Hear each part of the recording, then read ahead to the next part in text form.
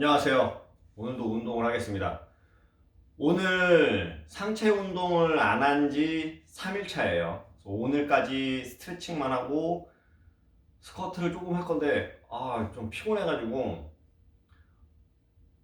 일주일에 하루는 무조건 빨리 자야 될 것 같아요. 그래서 오늘은 일단 스트레칭을 위주로 하고요. 스쿼트 10개씩 2세트 정도만 하겠습니다. 근데 확실히 지금 제가 상체 운동 안 하고 스트레칭만 3일 했잖아요. 확실히 그러니까 그게 없어요. 뭔가 결리거나 약간 그런 느낌이 전혀 없습니다. 진짜 확실히 쉬는 게 맞긴 한가 봐요.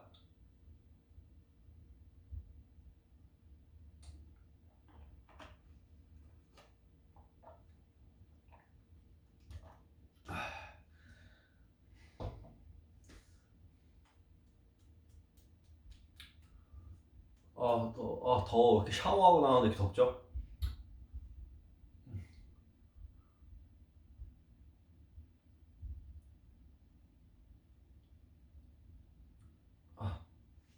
CNN을 운동할 때 CNN.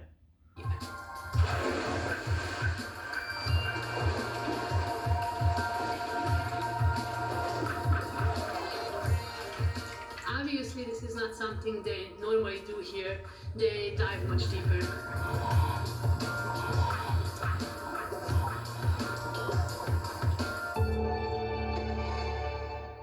The fact that I'm even standing here in Ashgabat really is quite something. Snow has arrived in Sochi. So excited about Rio, so focused. What do you see as the biggest challenges?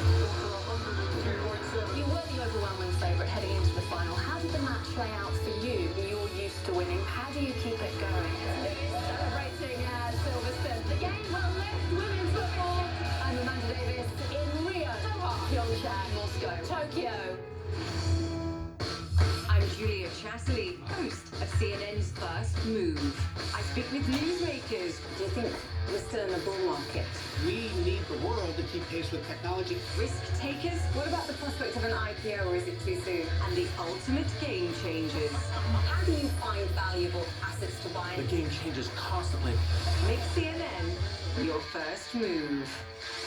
First Move with Julia Chatterley tonight on CNN. I'm Zain Asher in Lagos, Nigeria, and this is CNN. All right, an interesting part of the analysis on nights like this is what you think you know, but you don't know for sure yet. The top line on that is California. All right, if you look, you're about 44% of the vote, and yes, it takes days, but you're going to see some people calling the race already. We are not. Let's go to Harry Enton. The idea, Wizard of Odds, that you can see California change. How so? I mean, just look back to 4 years ago, right? I mean, look, at 2 a.m. Eastern, we're now a little bit past. I don't even know what time it is anymore. What year, I don't know. But in any event, thank you. Look, Clinton was up by 21 points at 2 a.m. Eastern time back in 2016. She ended up only winning by 7 percentage points. So this is why I think we're being so cautious in California. The fact is the vote will fluctuate greatly as we have different types of counts coming in, election day votes, late mail-in votes. So things can really, really shift in that state. Even if they don't and Bernie wins, is it fair to say that the Bernie bros let him down tonight? I don't know if the Bernie bros let him down, but I think, Ron's been hitting on it so often, and that is Bernie was not able to expand the electorate. He wasn't able to expand his support among the existing voters, right? And you see that he did very well with Latinos in California, that's for sure. That's different from 2016, when he basically broke even with them in California against Clinton. But overall, white suburban women especially, Joe Biden dominated with them. That was the big question going into the evening, and that has led in part to a large Joe Biden victory. Bernie Bros is largely the suggestion of the movement that he would have a huge influx of young voters, people who stayed on the sidelines. We don't know that that happened tonight, but we do see that there was a coalescing around Biden. What do you see in the numbers about those who learned about Buttigieg and Klobuchar stepping out and deciding late? Yeah, I think this is the key statistic. I just go over and over again. Decided in the last few days, Joe Biden won 49% of those voters. Bernie Sanders won just 20% of those voters. I even checked in Vermont.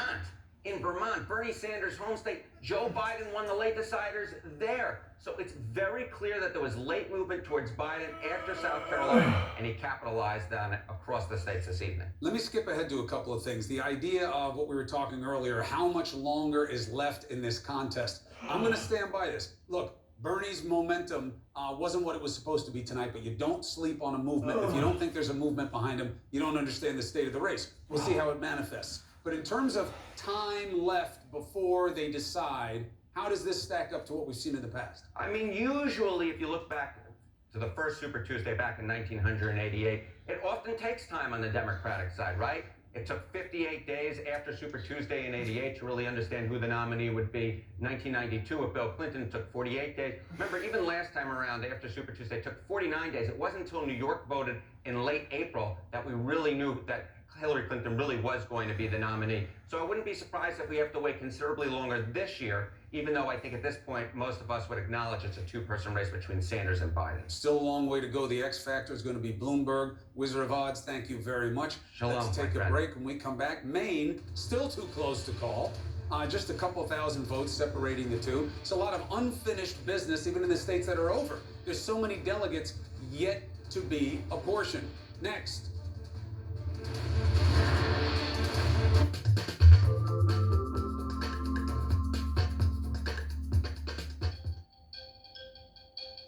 Sharif owns Mughrabi Agriculture, a company that grows fruits and vegetables across Egypt. Citrus makes up their biggest export. Egypt last year was #2 in the world in exporting oranges, and this year I think we are #1.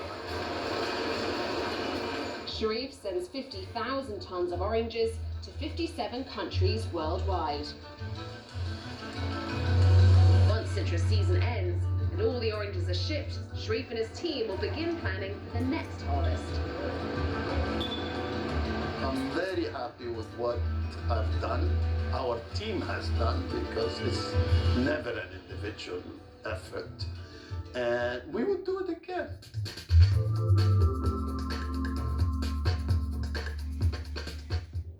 Human trafficking in Senegal is everywhere. A CNN Freedom Project special. Children are forced to get money from the streets. Many young boys allegedly abused in religious schools. Join CNN to witness child slavery out in the open and see the courageous efforts to rescue these boys. Begging for Change, a CNN Freedom Project documentary, Saturday on CNN, leading up to My Freedom Day.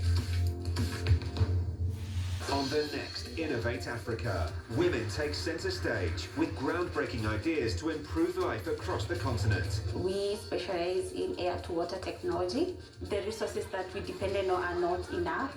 How do they get the job done in affordable and sustainable ways? Join me, Becky Anderson, as we meet the women who bring modern-day solutions to age-old problems. Innovate Africa, Saturday on CNN, in association with Dangote Transformational Projects.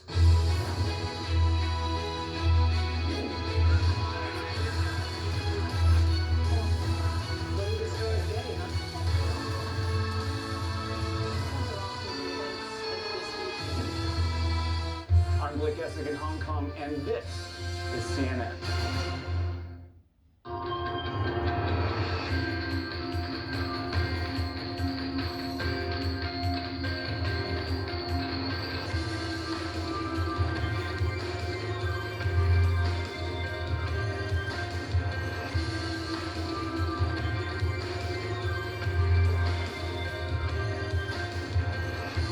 더워.